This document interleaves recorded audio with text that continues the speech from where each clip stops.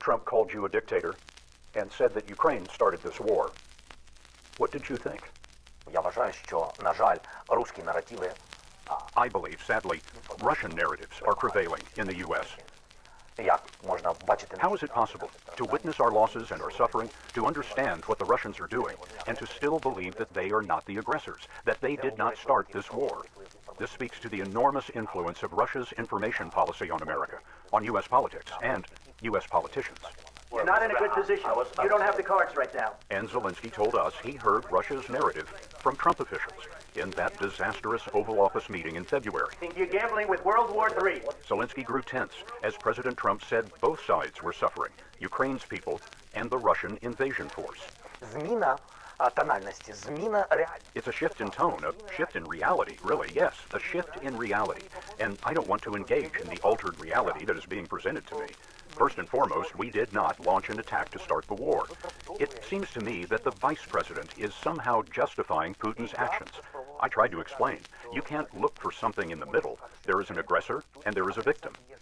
Русський агресор, ми жертва. The Russians are the aggressor and we are the victim.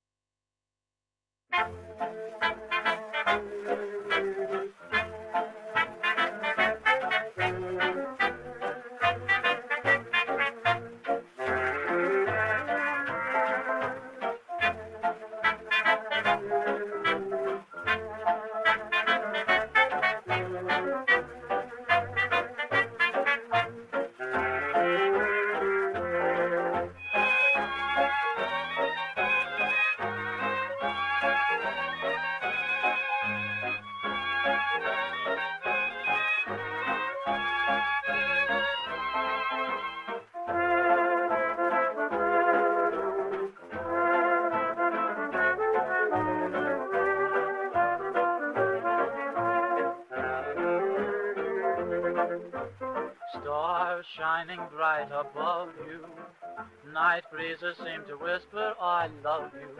Birds singing in the sycamore tree, dream a little dream of me. Say nighty-night and kiss me, just hold me tight and tell me you'll miss me, while I'm alone and blue as can be. Dream a little dream of me. Stars fading, but I linger on, dear, still craving your kiss. I'm longing to linger till dawn, dear, just saying this. Sweet dreams till sunbeams find you, sweet dreams that leave all worries behind you. But in your dreams, whatever they be, dream a little dream of me.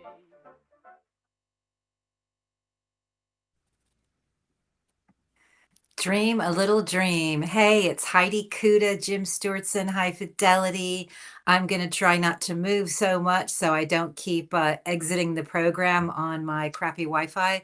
I am super happy to see you, gentlemen. This is RadPod and Not So Chill. This is for those who are new, this is our weekly recap of our latest episode where we show highlights from that episode, and we like to think of it as just being at the bar with friends. We have a vibrant chat, and I get to catch up on what Jim and Hi-Fi are working on and what they're thinking, and they get to catch up on what I'm working on. And Hi-Fi chose that song because we're going to be previewing an upcoming film about Kherson and the fact that Russia is committing a war crime after war crime by hunting its citizens with drones.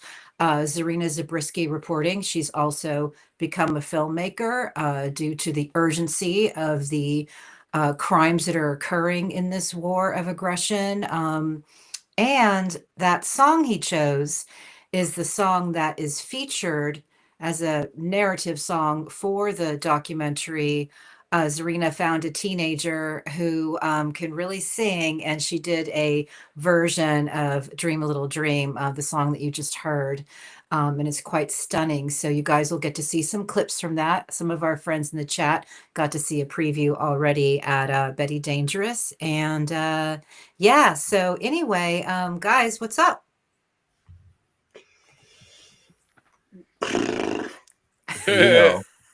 Where do we start? I mean, so We were talking with Zarina, and have been for months now, because she's for years, but about drone strikes specifically, and where she is, and the fact that these people are going on, fucking safaris, right, with technology. Well, it was just reported by Reuters that Peter Thiel, Elon Musk, and Palmer Luckey, from Anduril, Palantir, and SpaceX want to build Skynet, like, not pretend, like over 1,000 satellites in the air, including over 200 attack satellites that have lasers and missiles.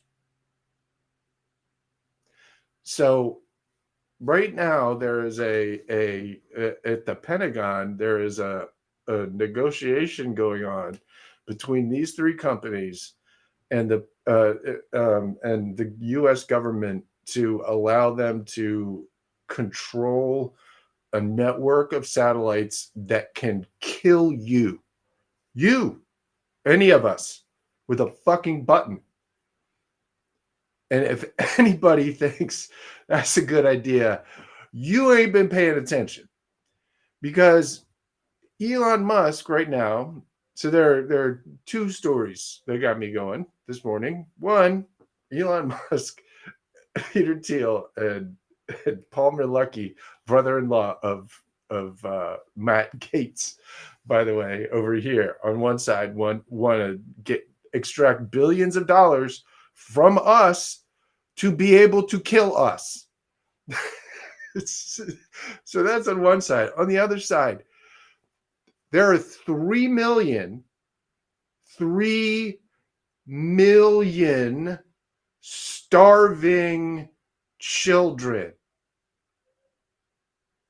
in Africa, in Somalia, Bangladesh, that survive on emergency food. It's peanut paste. Peanut paste. That's all it is, to keep 3 million kids alive. And Elon fucking Musk and his little Nazis at Doge intentionally went in there, cut the program, pretended to restore it, and didn't. And so there are people on the ground with starving children who say there are 3 million that are in danger, that half of them are going to die in the next month or two. Because these fucking murderers cut a 0% of the budget. Nobody has had any idea about this program until they went in there to intentionally kill children. Why? Because they are black and brown. It's that fucking simple. And so if we are seriously thinking in this country about giving people who would do that the power to murder people at scale with military equipment, then we are in a completely different world. Hey, we need to. I don't want to get into Palantir. Just give me a minute.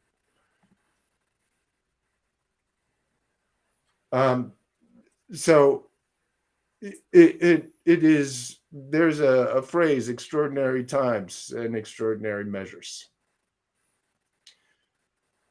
These people are kidnapping human beings that they know are innocent. 90% of the people who are sent to that concentration camp that they never are going to come out of, according to the guy who runs it, were innocent of any crimes. Never charged. Kilmar, Abrego Garcia, never charged with the fucking crime. These people are getting pulled off of our streets and thrown into a death camp. When somebody goes into a place and doesn't come out, it's a death camp. So Americans, I think, are quickly going to need to come to the realization that these are extraordinary times. And that it is going to take extraordinary measures to extract ourselves from this. And it starts with figuring out how to get rid of, not in a violent way, but to depose these immigrant Nazi oligarchs that have decided for themselves that they have the right to take over our country and decide who lives and dies. And I'm just in a place where, you know, I don't fucking think so.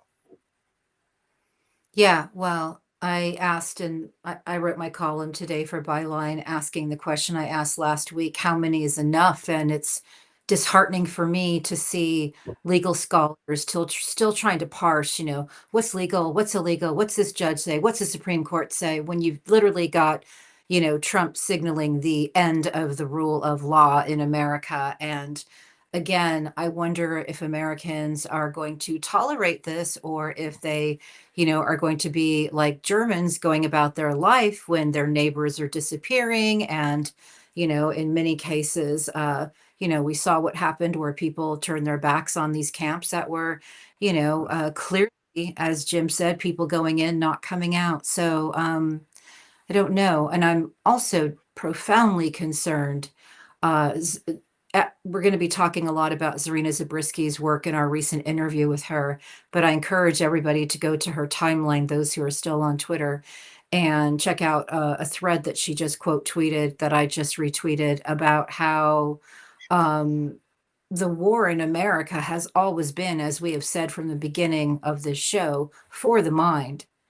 And we have lost that war. We still have people who do not see the hand of Putin and Russia in all of this, still don't see that we had a unfortunate surrendering to Russia in the White House when Zelensky was there. And again, every single time we have a guest who understands this, I ask, what is it going to take? And I don't know the answer to that, but we have people who are offering us answers. And Zarina actually offers her answer in our most recent interview, episode 135. We always encourage people to watch it on YouTube. That's our main platform at this point. I think we should probably start with the clip from that Zarina provided for us from Palm Sunday in Sumy.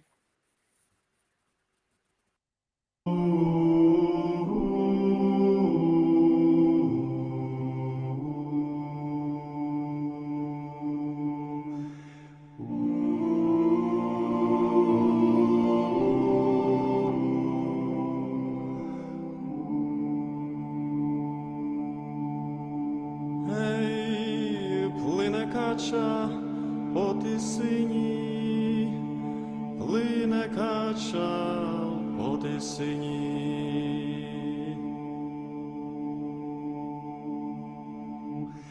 Мамко ж моя, не лай мені, мамко ж моя.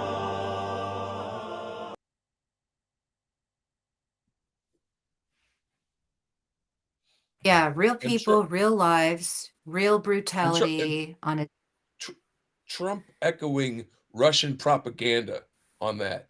Oh, it was an accident. That wasn't an accident. That was 2 missiles back to back. That was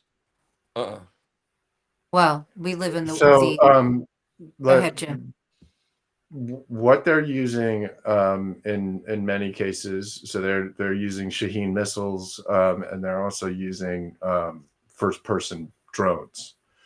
All of that sort of weaponry is the sort of thing that they want to now start installing, in America. That is the world, that the people that are running the country, that's the world that they want. That's the world that they profit from. It's not an accident that people like Peter Thiel simultaneously built a network of companies that would profit from suffering and death, and then instigated and stoked the violence to do it, and supports people like Vladimir Putin who enact the violence. This sort of vicious attack on civilians is what all dictators and invaders do. And right now we've got a version of it in America, right? They're coming in and grabbing human beings off the street and sending them to their doom. It is only a matter of time before that escalates to violence against the rest of us. So when you're seeing these stories, and you're seeing what's happening in Ukraine, that is just it closer to the front line. And right now, we're behind it. Yeah. And again, to the point that I brought up earlier, the war right now for us has been information warfare, and we've lost. And we had an interesting conversation. Our next interview is going to be with somebody who literally was propagandized by Russian propaganda from Russian, the OG kind, through the Orthodox Church, etc. And one of the points that he made that I think is really important that we all have to start thinking about, no matter how things play out, is that pro-democracy forces have continued to try to message to the intellect, to practical messaging that maybe served us in decades past, but the Russian propagandists have been going straight for the heart on everything they do, offering simple solutions to complex problems, and none of them, of course, have any basis in reality. And one thing that really concerns me is I keep hearing over and over again, well, the people that they've sent to the camp, fill in the blank. But it's like, I just feel like, for me, it doesn't matter who it is. It's a matter of the fact that no one has due process. So it doesn't matter who it is. And quite frankly, if people think that the war is against the poor, they are sorely mistaken. Our war is against billionaires using the poor for their, as part of the fascist playbook to turn us into what Jim has always worried about and predicted, a fascist hellscape.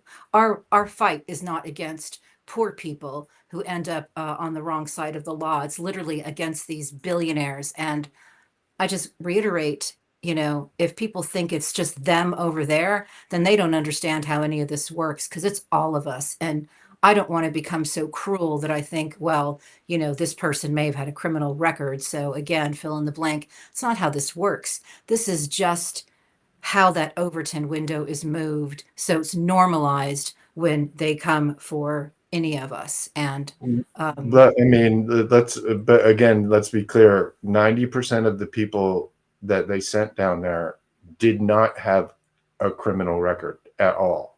Kilmar Abrego Garcia has never been charged with a crime, never been charged, much less convicted of a crime.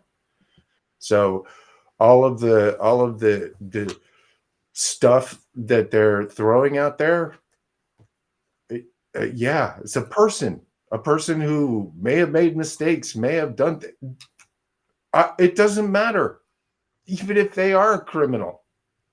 That's not what you do. That's my point. In a free country, yeah. It is. I get it, and you're right. Yeah, it doesn't matter. But it's inhuman. Many of these people people were chosen. Kilmar, for example, was a member of the Bricklayers Union.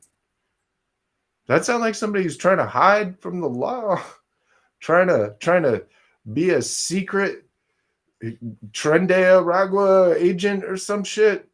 A guy with a 5-year-old, 3 kids, including a 5-year-old disabled child. Like, what the fuck is wrong with people? What, we have, we talk a lot about empathy and, how it has been systematically sort of taken from our discourse. We're afraid to care anymore about other human beings. And, I think, unfortunately, the caring that we've been doing for a long time has not been connected to enough strength, has not been connected to enough,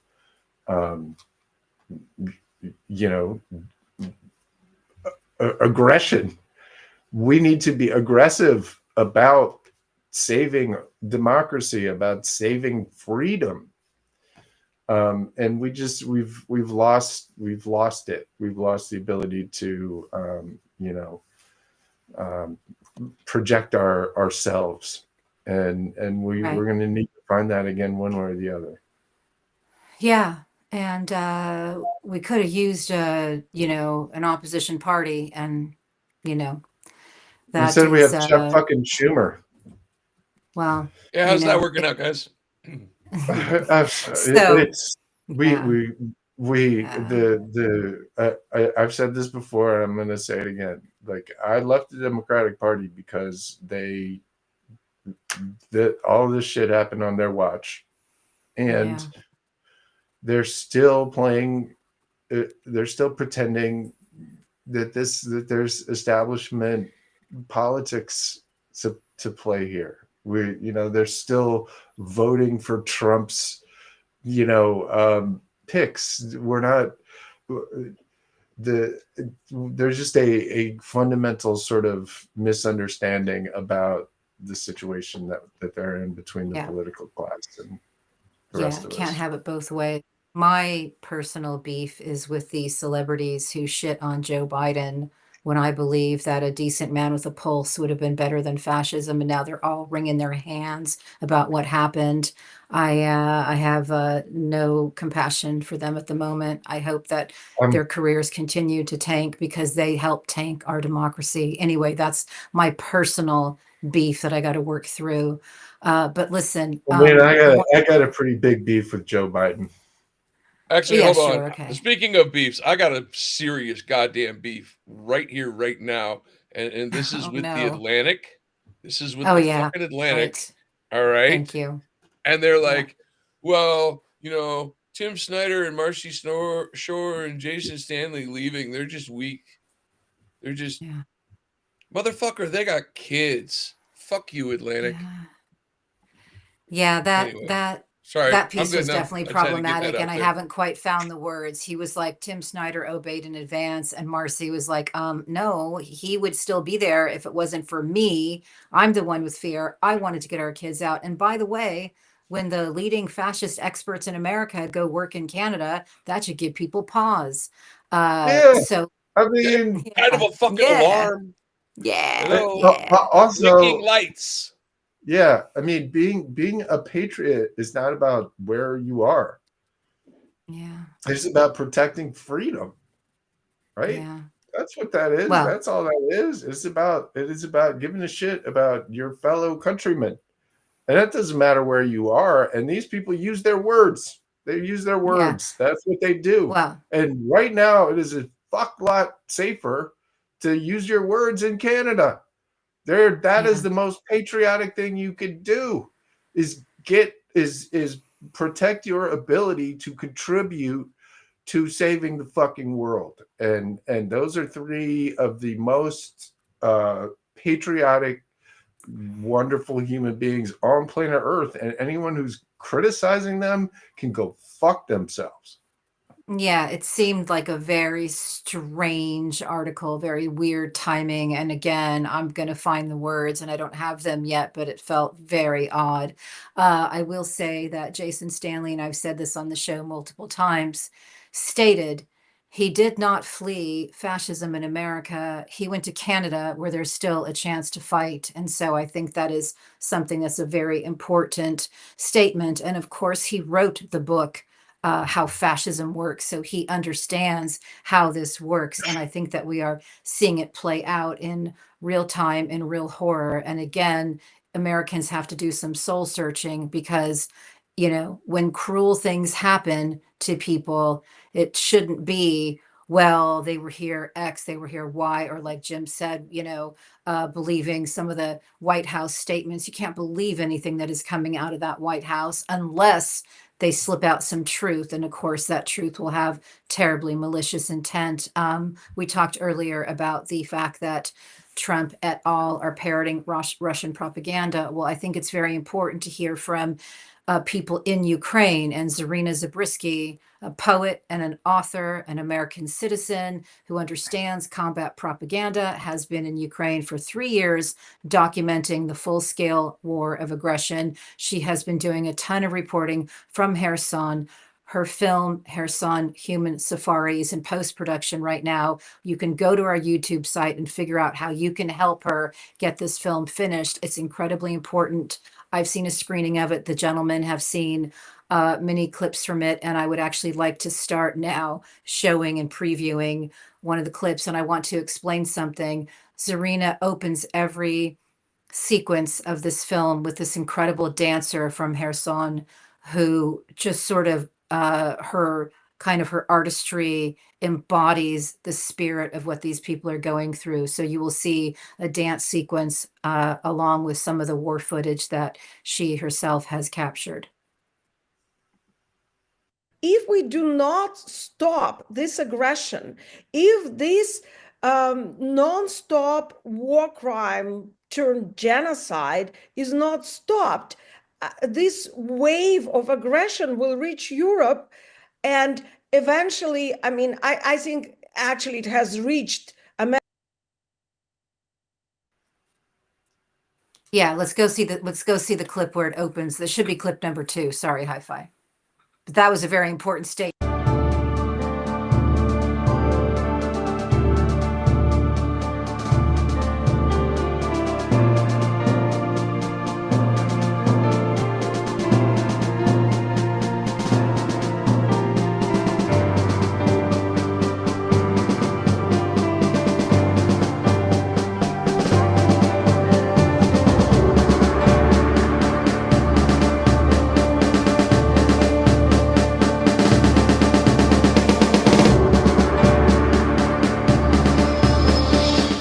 And so here you see a girl dancing in a studio mixed with the archive shots of the invasion.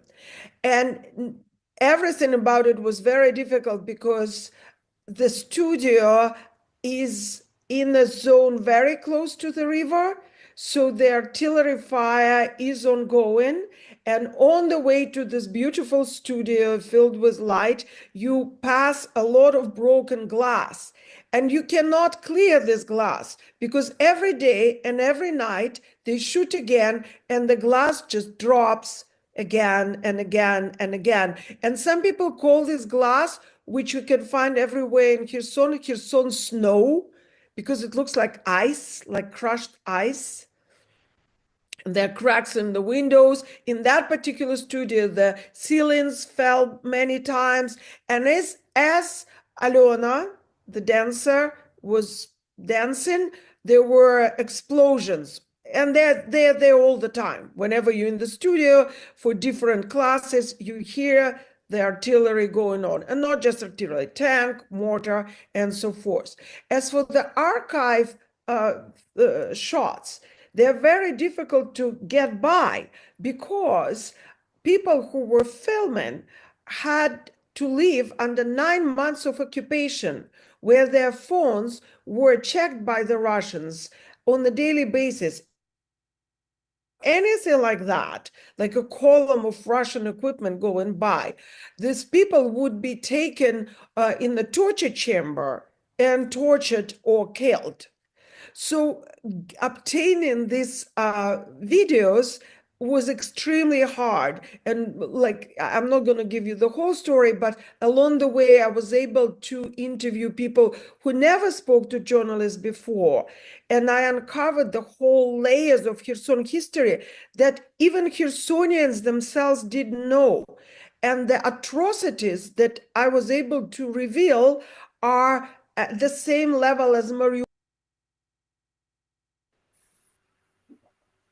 Oh yeah, we've heard of Mariupol and Bucha. Her work is just so important. And she shared with us that it's getting more and more difficult for her to report in newspapers in America. She's had a few outlets that she was always reporting, and they just can't deal with it right now. And, I'm sure there's multiple reasons why, but shout out to Harvard, by the way, for taking a stand against this regime.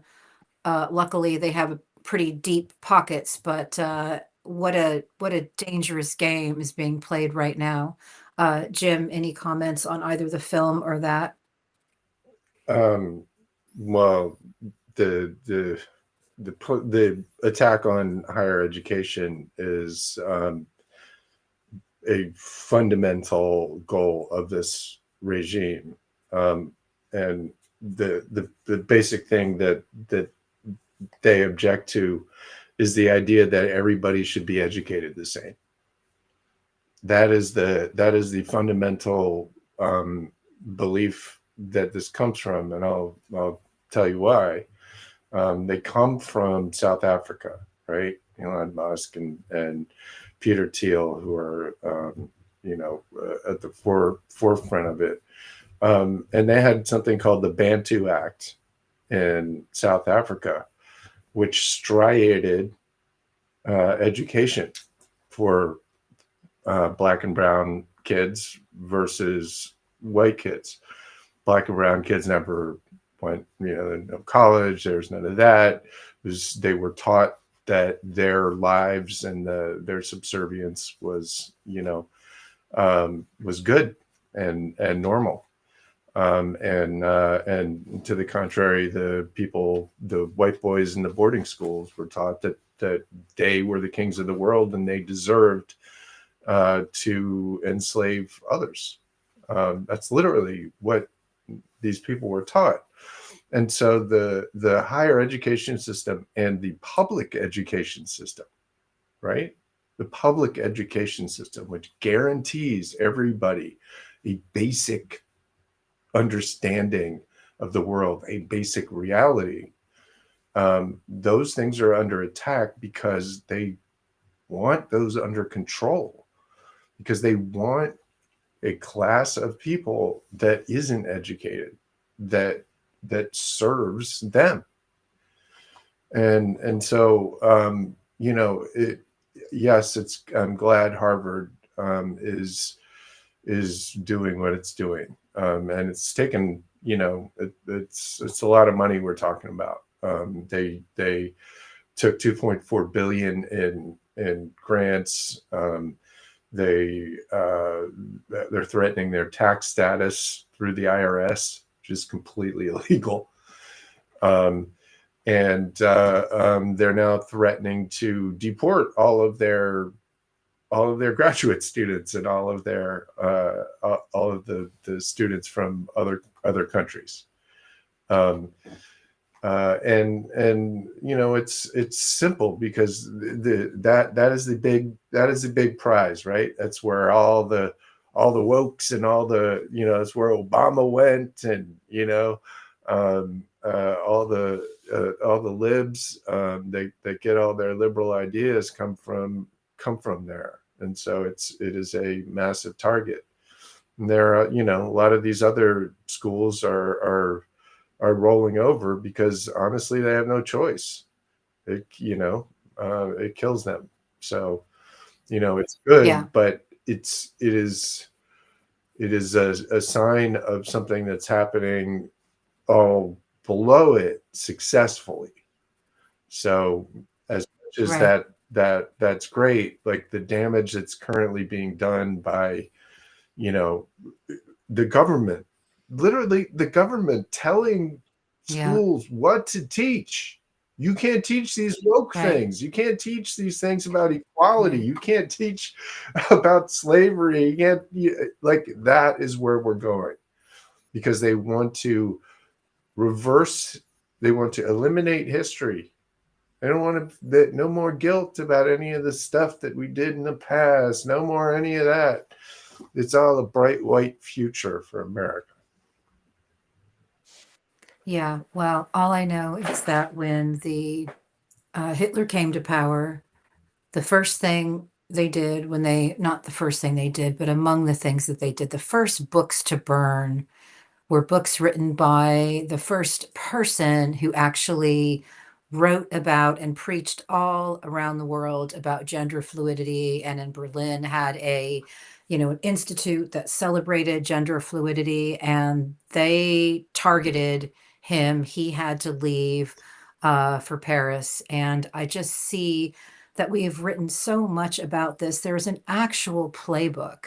And not only is there a playbook that dates back to the, Nazi era, but they also gave us their blueprint. Project 2025, which I reported on 2 years ago in detail, said exactly what they're going to do. And they are just checking every box off that list. And I would say what Jim just described about the attack on education is a priority for those who actually put that together. Absolutely. So the way to think of it from my point of view is Project 2025 was the Opus Dei sanctioned version of the plan, and on the other side you have the Dark Enlightenment, right? Which is the oligarchs and the Silicon Valley version of the same thing.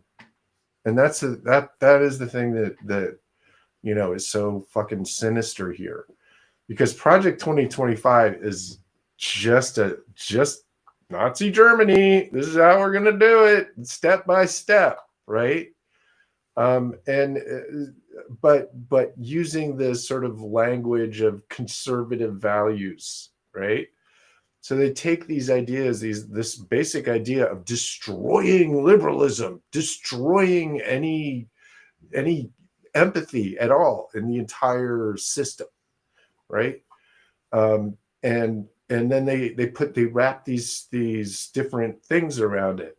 So Project 2025 is the pseudo religious, Christian right version, but on the other side you've got this Dark Enlightenment shit, which is the same ideas, but just wrapped up in tech and ideas about network states and all of this fucking, pseudo philosophical Curtis Yarvin mumbo jumbo that again all adds up to the same idea. Empathy is bad, power is good, and the only thing that matters is who wins. And it was really a this sort of fundamental struggle in humans. There is a strain of humanity that is authoritarian, meaning they're either willing to be an authoritarian or be the subject of an authoritarian. And these guys have, with their Russian partners, hacked the United States to increase that phenomenon until we toppled over. So Well, yeah. And so again, everything that is going on in America, we saw previews of that happening in Ukraine a decade ago. Same people, same handlers, same slogans. So I think we lock should her up. see another clip They from, had locked her up. yes, lock her up. Yeah, Paul Manafort imported that when He he did. worked with Viktor Yanukovych, another Putin puppet. Of course, the Ukrainian people had a revolution, kicked him out, kicked that Putin puppet out, and he and 40 cronies had to flee to Moscow, where he was then convicted of treason. So I look forward to Americans getting some ideas.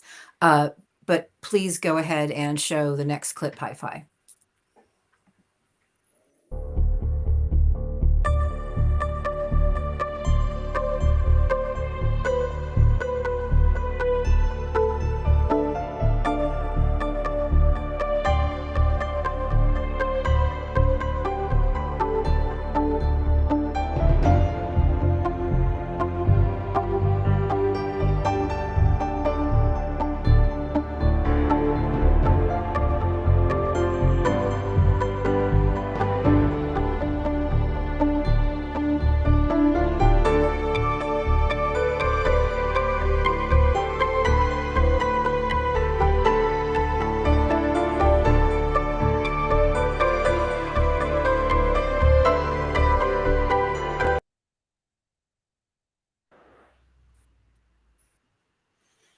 I wasn't able to see it, but I hope it was the hoodie dance. It was the hoodie dance. Yeah, amazing. It's heartbreaking. So the reason that footage is important is because people need to remember that Russia caused an ecological disaster. They blew up a dam and flooded tens of thousands of acres. You saw people's homes were ruined. People died. But, I'm sure Trump will just say, oh, it was just an accident, or Ukraine started this war. Yeah. Well, so what's so incredible about her film is she follows about half a dozen people's lives through the course of a few years, and this one woman who lost everything in the flood from the dam being attacked. She also then loses her husband. She loses more family members, and this woman still just keeps getting up. And Zarina describes people getting up after a night of shelling and going into their gardens and putting little plastic, bags around their roses to protect their roses. And it is just like the most beautiful storytelling imaginable in one of the most obviously horrific situations, any of us have ever seen. And again, I'm going to tell you, help her finish it. She's been working on this for 2 years. Go to YouTube, reach out and help Zarina finish this film. She actually has somebody who is an award-winning Getty cinematographer who's doing the post-production for her. So I couldn't be more proud. And we've been interviewing Zarina now for years. And this interview is particularly important. We're going to have an updated version of the interview probably this weekend because we learned something super interesting.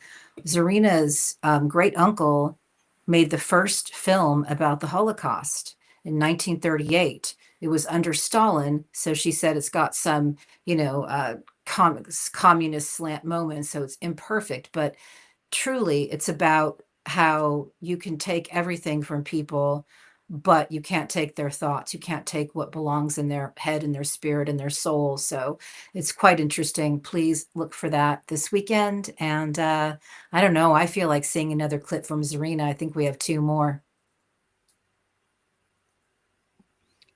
No, I only have one, but here it is. Great. The freedom of thought is something that keeps us afloat and that can save us through the worst time, because they can ban the freedom of speech. They can ban the freedom of moving. We were not allowed to travel. They can basically ban any freedom except for freedom of thought. Inside your head, inside your brain, you are free.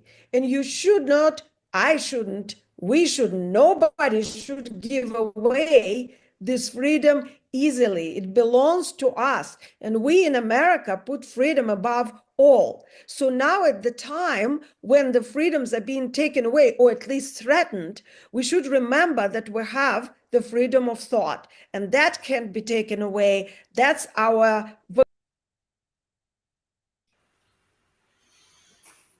I love that. And she's right. For us, I mean, probably everybody who's listening to this, right? But there is a large percentage of people who don't have freedom of thought. my friend Stephen Hassan has a website, and you should go there if you haven't. It's called Freedom of Mind. And what he fights for is literally freedom to think for yourself. And so much of what this is about is that people's freedom of thought has been taken from them. So what I take from what Zarina is saying is protect it. Protect your own thoughts and protect the people around you. The way you do that is very simple. You just keep them connected to reality. I wrote this article, with a semi-fanciful idea about, Amendment 0, which is something that the founders couldn't have known was needed, which is the freedom of reality, right? The freedom to be able to perceive the world around you in a way that is true and factual, as opposed to, somebody creating an alternate reality that you have to live in, right? These people have created a web of lies that has made it so that people think that they're thinking for themselves, but they're thinking for themselves in a manufactured universe where their crazy decisions make sense. Where, that guy is a terrorist and a murderer, even though he isn't. Why is that? Why do they think that? Because they get told it from the White House, from the Twitter people, from the Facebook people, from their friends over and over again until it's fucking reality. So when people get stuck in those environments, they don't have freedom of thought. And that's why what they're doing to Harvard and all these other schools and the rest of it is so indicative of the point, which is literally step by step to take our freedoms away. Take our freedom to think for ourselves so that we make suicidal decisions like vote for Donald fucking Trump, right? They want to take our economy and our financial security away with all this insane shit they're doing, and the Bitcoin strategic reserve, which is, again, a nuclear financial weapon that is going off right now as we speak. And now they want to control our ability to live on the planet. They want to have overhead the ability to zap us from fucking space. So, that's not a good idea. It's not a good idea. That's not a good idea. Any of this is not a good idea. But the general like motion here, what they're trying to accomplish is to accelerate and Musk said this, by the way, in private text messages that were leaked, the apocalypse. Mm-hmm. They think that they are bringing about the apocalypse from which their techno utopia is going to rise. I need you guys to help me with something. There was a headline the other day about how Vladimir Putin called Musk a great man. And if Vladimir Putin is calling Musk a great man, what is really going on? Well, he compared him. That was important because it wasn't just a great man. He compared him to Konstantin Korolev, rocketeer and a Russian cosmist. And I've talked about this before. Like, what Putin is doing is comparing Elon Musk to the Russian cosmos, which is what Elon Musk and Peter Thiel have been trying to bring about. The Russian cosmos were this bizarre cult in Russia that was a combination of the Russian Orthodox Church, rocketry, and the occult, theosophy and Blavatsky and all that shit. And they mixed it all together into this pseudo sort of national idea where what they had to do was colonize Mars. And the reason was because they were going to resurrect all the dead, and they wanted to ban abortion, and they wanted as many babies. They wanted to overpopulate the earth as much as possible. Oh my God. But they were eugenicist as fuck. They wanted to wipe out all the bad stuff and overpopulate the earth with good babies. So that we were forced as a species, forced to go to Mars in order to make us multiplanetary. This was the Russian cosmos whole thing. And if you listen to Elon Musk, it's we need the birth rate needs to go up. We need to go to fucking Mars. It's this. These people have cobbled together these ideologies. You know what else they did? You're not going to believe this. They believed that transfusing young blood would make you stay young. Wow. That's what they believed in the 1920s and 30s. Now, if you know anything about Peter fucking Thiel, he bought a company. Oh, hi. Thanks for checking in. I'm still a piece of garbage. I would say 7 out of 10. There was a little bit of just a slight. That was great. I knew it was coming because we got to talk about. I thought it was beautiful. It was beautiful. All right. Anyway, so they believed in transfusing young blood. But Peter Thiel talks about the cosmos. Elon Musk talks about Tsiolkovsky, who is one of the earliest cosmos. And you know what else they did? They wrote science fiction about Mars. A lot of it. I could have told you all this shit 3 years ago. You did tell us all of it. I know, but when now it's fucking obvious. Years ago. Well, no, unfortunately, it's when we could have done something about it, right? When we could have headed off, like, wait, what's happening here? Why isn't somebody doing something about this?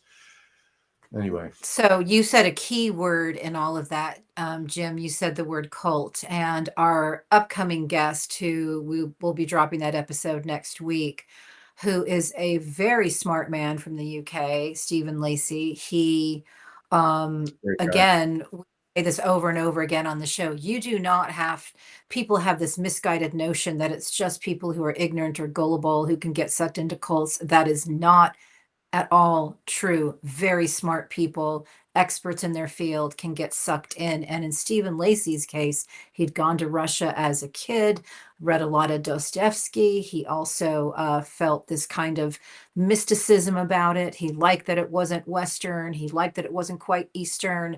And more than anything, he was suffering from trauma.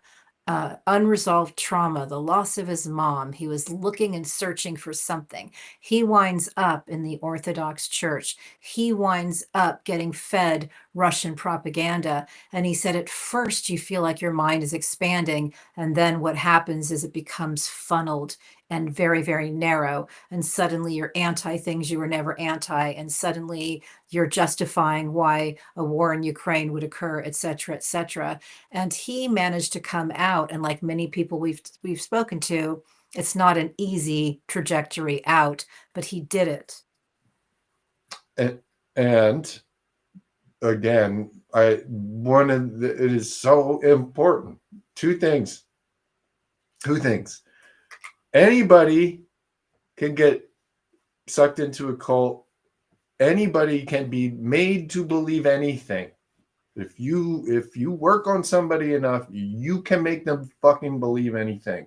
Stop thinking about people who have been pulled into these things as as stupid necessarily. They're acting stupid, but that's different. That's different from them being stupid. And secondly, anyone can get out.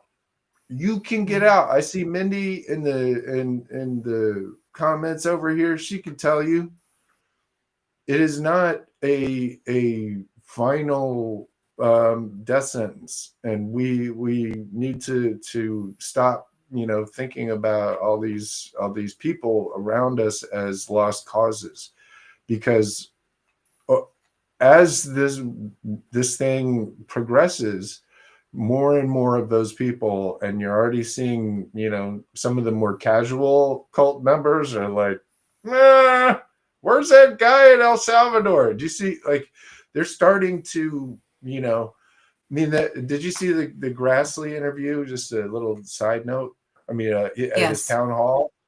And Yes. some like farmer, like this with the fucking MAGA cap on or whatever, like, It's so what do you ironic. do with that guy in El Salvador? Like, what the fuck, right?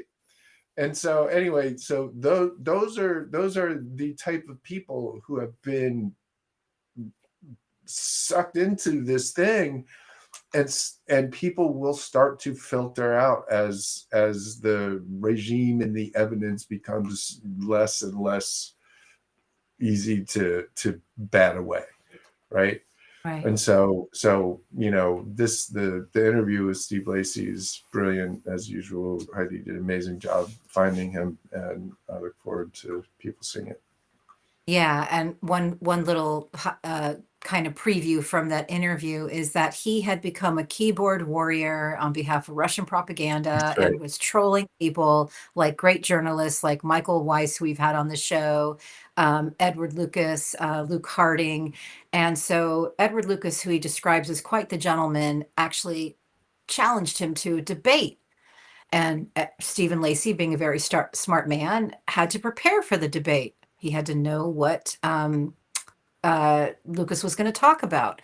So he started reading his books. And then all of a sudden he started getting very confused.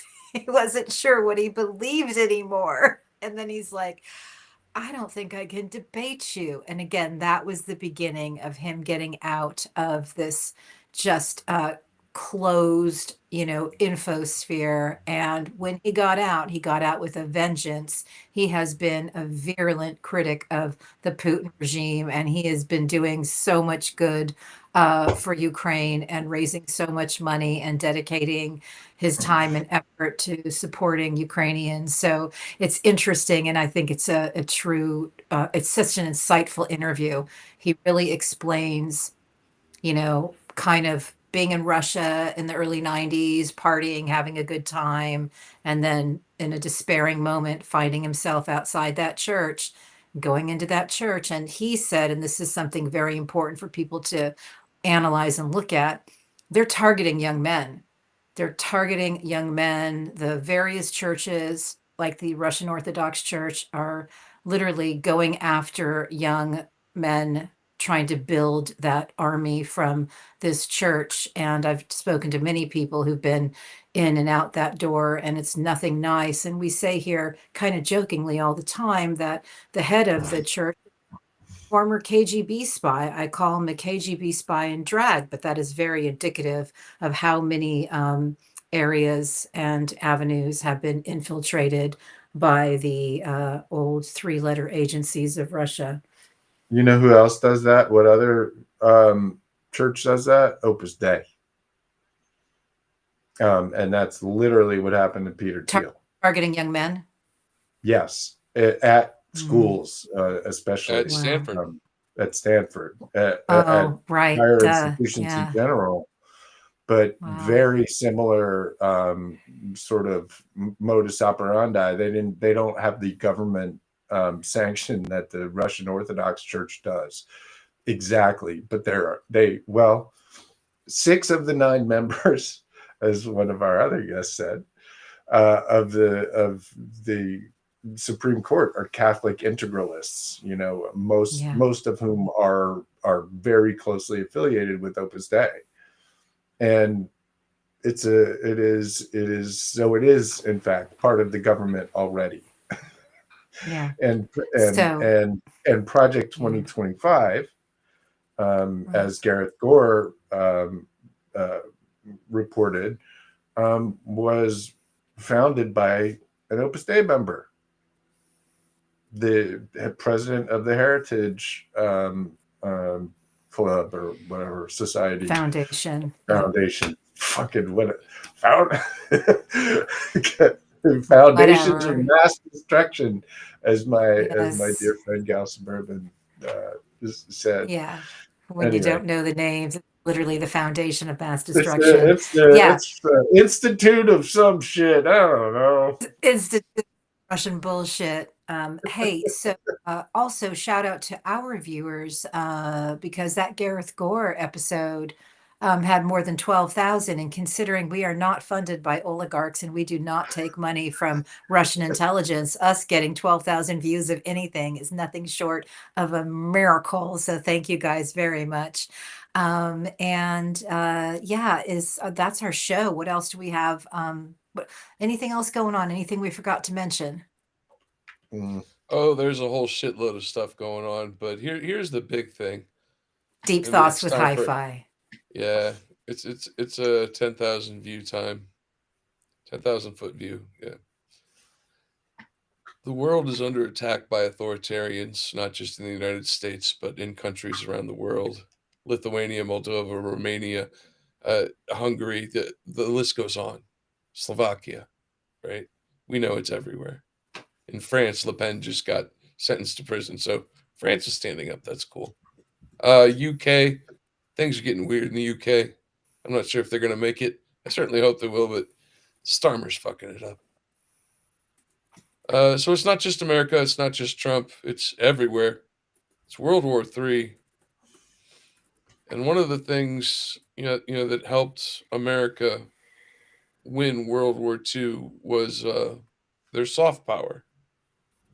They were the heroes. They were coming in to fight the Nazis. The only problem is now America is the Nazis, and we've lost our soft power. But it's still out there, and I found it. My friend Ben Gage, he found a couple young kids from Italy playing a Duke Ellington classic, and they got the final word. Go out with Duke Ellington.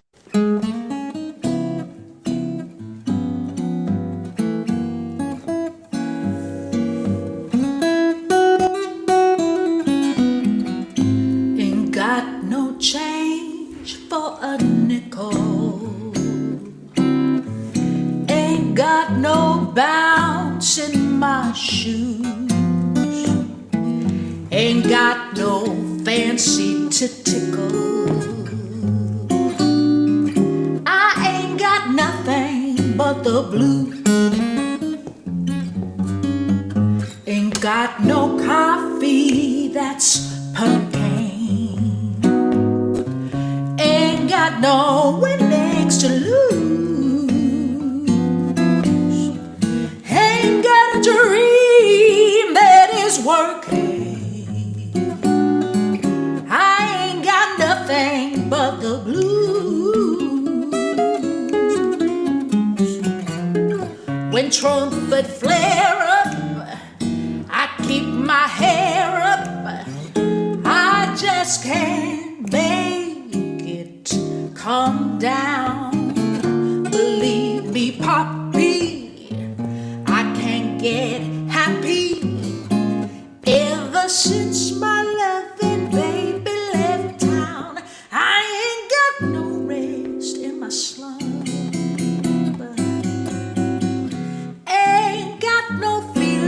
To bruise. Ain't got no telephone number.